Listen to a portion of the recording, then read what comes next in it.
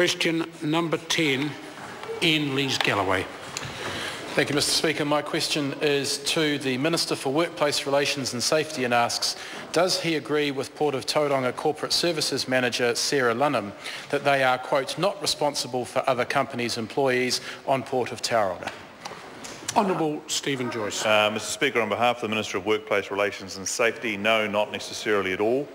It would depend on the detailed arrangements between the Port of Tauranga and its lessees of its facilities and the activities that they undertake.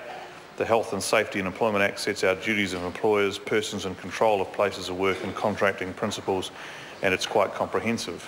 Further, the new Health and Safety Reform Bill currently before the House makes it clear that all those who have an influence on, well, be quiet and you will. Order.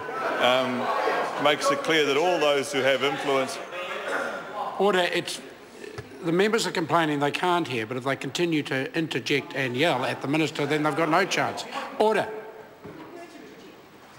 Point of order. Point of order, Mr Speaker. The interjections actually started when members couldn't hear the Minister. He was actually heard in silence for the first half of his answer and people couldn't hear him. Order. That's no excuse for then continuing with a level of interjection. I'm going to invite the Minister if he could start his answer again, and I request from my left-hand side a reasonable level of silence to allow the question to be heard. Honourable Stephen Joyce. Mr Speaker, on behalf of the Minister of Workplace Relations and Safety, no, not necessarily at all. Under current law, it depends on the detailed arrangements between the Port of Tauranga and its lessees of its facilities and the activities that they undertake. The Health and Safety and Employment Act sets out duties of employers, persons in control of places of work and contracting principles, and it is quite comprehensive. Further, the new Health and Safety Reform Bill, which is currently before the House, makes it clear that all those who have an influence on health and safety outcomes in the workplace have a shared responsibility to keep workers safe, and that they need to consult and coordinate with each other to make sure that happens. Supplementary question, Iain Lees-Galloway. Will he state for the record that there will be no change in the Health and Safety Reform Bill to the responsibilities of principals and owners of workplaces for the health and safety of all workers on their site, and no erosion of the worker participation provisions? Honourable Stephen Joyce. Well, Mr Speaker, on behalf of the Minister of Workplace Relations and Safety, that bill is currently before the Parliament. In fact, I understand currently before the Select Committee. It would not be the appropriate for the Minister at this stage to say what will or won't happen to that bill while it's currently before the Select Committee. It's in your hands. Oh, so no guarantees. Order. Supplementary question, Iain Lees-Galloway. Thank you, Mr Speaker. Is he concerned that the increased casualisation of the workforce is resulting in increased accidents at our ports, with 25 of the 26 accidents and both of the deaths at the Port of Tauranga relating to employees or contractors not directly employed by the port? If so, what will he do to reduce the casualisation of the workforce? Honourable Stephen Joyce. Mr Speaker, on behalf of the Minister, the health and safety of workers at the port, and in fact at any other workplace in New Zealand, is non-negotiable. And it doesn't matter what the contracting arrangements are, the responsibilities are there and they must be met. And there are a number of investigations going on at the moment from WorkSafe New Zealand into accidents that have occurred at New Zealand ports, and the regulator will absolutely take enforcement action if that's what's required. Supplementary question, Iain Lees-Galloway. Does the Minister accept that the overwhelming majority of accidents and deaths have involved people on casualised, contracted employment arrangements, not direct employees of ports? Honourable Stephen Joyce. Mr Speaker, on behalf of the Minister of Workplace Relations and Safety, I'd be very interested in reading the member's data. That's not my understanding, but I have to say I haven't actually been briefed on that. It certainly has not been raised, but I think that if the member looks, he will find that there has been issues and has been workplace injuries and fatalities under all sorts of employment arrangements. That's right.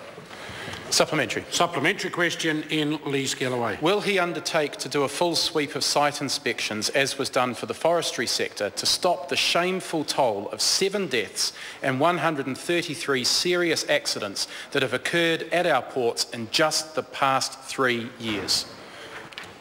Honourable Stephen Joyce.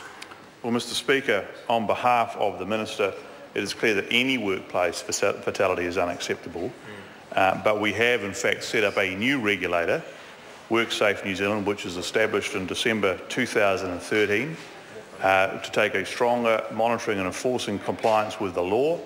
I can advise the member right now that WorkSafe are undertaking a number of investigations and incidents at New Zealand ports, and they will take the action that they believe is appropriate, and they will be briefing the Minister on a regular basis as to any other action that they believe need to be taken from a policy perspective.